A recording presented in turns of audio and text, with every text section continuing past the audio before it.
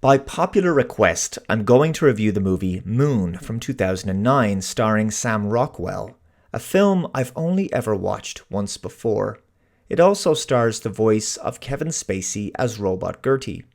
The film is directed by Duncan Jones and written by Nathan Parker. Astonishingly, the film was made on a budget of just $5 million and brought in almost twice that at the box office. How they managed to produce such a beautiful looking movie with great quality sets and visual effects, I will never know. When I think of the massive budgets that many blockbusters have, it's clear there's a lot of wastefulness in Hollywood because sci-fi films can be made on much smaller budgets and achieve much the same effect, and Moon proves that, necessity being the mother of invention and all that. It looks like a much bigger budget movie. So major props to the production team on that one. I have to say, some of the model work is extremely well done, very impressive and believable. It just goes to show, a mix of CGI and practical effects always works best. The film also has a fantastic and memorable musical score by Clint Mansell. The film is very much a psychological thriller with emotionally intense character moments, brilliantly portrayed by Rockwell, who plays Sam Bell. He's stationed on a mining facility alone. He's mining helium-3 as a new energy source for Earth. The film explores the effects of a long-term solitary mission of this kind. He's alone and beginning to psychologically crack under the stress of being isolated for such a protracted period of time. In many respects, the film feels like an inspiration for the 2015 Matt Damon film The Martian, a man stranded alone on another world, surviving on his own resourcefulness, wits, and initiative. What I love is the film's unnerving and creepy moments, where Bell begins to hallucinate things and people that aren't there. Like, for example, he daydreams and sees a woman sitting in a chair looking at something. He scalds himself with boiling water. It's a very intense moment that establishes early on in the film that all is not right with Bell. He even crashes the moon buggy when he hallucinates someone standing in the midst of the lunar dust from the helium-3 harvester. So Bell is injured in this crash, but he begins to make a recovery with the help of Gertie, or so we're led to believe. He's ordered not to work until he's better, but he overhears a secret communication between the lunar industry's management on Earth and Gertie, and begins to suspect something. What's very strange is that this appears to be a two-way communication, as in a live feed, but he was told that the communication system is broken and that live communication with Earth is not possible. All they can do is send pre-recorded messages back and forth. Gertie won't let him leave the habitat. Bell wants to repair one of the harvesters, but when he speaks to his superiors via another pre-recorded message, he's told that a rescue unit will be sent to fix the harvester, and he's ordered to not take any unnecessary risks, given that he's still recovering after his accident. So he has to create some kind of fake damage to the habitat, blaming it on a micrometeorite impact, in order to persuade Gertie to let him leave.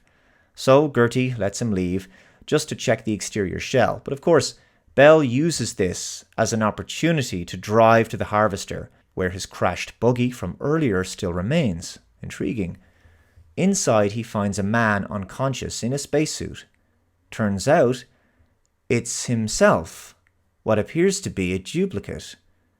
He brings this other Sam Bell back to the habitat, and he's taken to the infirmary. This appears to be the Sam Bell we saw earlier on. Both Sams are understandably highly disturbed by the sight of each other. The first Bell is hugely distressed by all of this. Gertie is also suspiciously cryptic and vague about what's going on, as if it's kind of no big deal to Gertie, like Gertie knows more. At this point, even the audience is unsure if Sam is simply hallucinating this whole doppelganger situation. Maybe this is just another manifestation of his declining mental state as a result of prolonged isolation. The second Sam Bell seems to be trying to keep his distance a little bit from the first Sam Bell. He's uncomfortable about this bizarre development, but doesn't seem particularly alarmed by it or curious as to how this could have happened. Both men are of the belief that they are the original Sam Bell and the other one is the clone. At this point, nothing about this situation is fully explained or made clear, so it's possible that Bell's mind has fractured to the point where this is all in his mind and he's literally talking to himself. Both men could be two sides of his mind or personality at odds with each other. At least that's what I thought when I first watched the film. But it's also very possible that Bell really was cloned when he was presumed dead in the crash. This could be some kind of fail-safe policy by the Lunar Industries management in the event of a major mission disaster. Both explanations make perfect sense. A rescue crew is on its way and due to bring Bell back, apparently, but which one will they take back? So, he's been working on a model of a small town, but he doesn't remember starting the construction, suggesting that there's been other clones over the years. I'm getting a kind of deja vu here, like Oblivion or something. The tensions between them begin to spill over, predictably, into full-on violence. Later, the original Sam Bell asks Gertie where his video messages to his girlfriend Tess are going, but Gertie is tight-lipped, saying he can only account for what's happened on the base. Tess had previously sent him a pre-recorded message breaking up with him, but the question now becomes, if there have been other Sam Bells in the past, how old are these recordings from Tess? Gertie tells him that when he was awoken in the infirmary, he was being tested to ensure he was a properly functioning clone. Here we go, here's the explanation. And all of his memories have been duplicated and uploaded into his brain. The two Bells talk about what's been going on. They obviously weren't supposed to meet like this. When one version of Sam Bell dies, the clone is supposed to seamlessly take over and not even know it's a clone. This has been going on a long time, and it's the reason they are not allowed to have two-way communication with Earth, because if they did, they'd be able to figure out how much time has passed, and it's a lot longer than 3 years. Only Gertie is permitted to have two-way communication with Earth. They were told it's because the communication system is damaged, but of course it's not. The reality is the Lunar Industries Management Company has been engaging in highly unethical cost-cutting practices of simply cloning its employees without their knowledge and making them believe they're coming home soon. This is done to avoid having to train new employees. Simply copy and paste them. But this is a con. This is a form of slavery. Both men go to find where the live communications are being jammed from. The older Sam Bell starts to get very sick. He's dying because he's coming to the end of his 3-year lifespan, which is also the term of his contract. Sam gains access to records of previous clones, all coming to the end of their quote-unquote contracts. He watches footage of them becoming sick, and then entering what is supposed to be a cryogenic protection pod. Allegedly, it's designed to put Sam into deep sleep for his journey back to Earth, but this is not the case. What actually happens is that all the Sam clones are incinerated inside this box. The two clones discover a hatch leading down into a secret room where all the new Sam Bell clones are being prepared, and there's a lot of them. Sam finally manages to gain access to a communications device and leaves the jamming area. This allows him to speak to anyone on Earth. So he speaks directly to his daughter, who's now grown up. She's 15 years old. She can't see him on screen because there's something wrong with the video, but she can hear him. Tess, her mother, died some years ago. We hear off screen the voice of Sam Rockwell. This is her father, apparently the original Sam, according to the closed captions. I suppose the original Sam made it back somehow and isn't aware he's now being cloned over and over on the moon. Eve didn't recognize Sam, as I say, because there was something wrong with the picture of the video.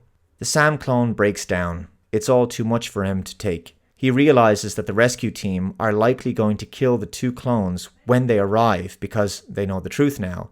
The newer of the two clones tells Gertie to awaken a new Sam clone. So the second Sam clone in the film brings the first one, who's now dying, back to the crashed rover.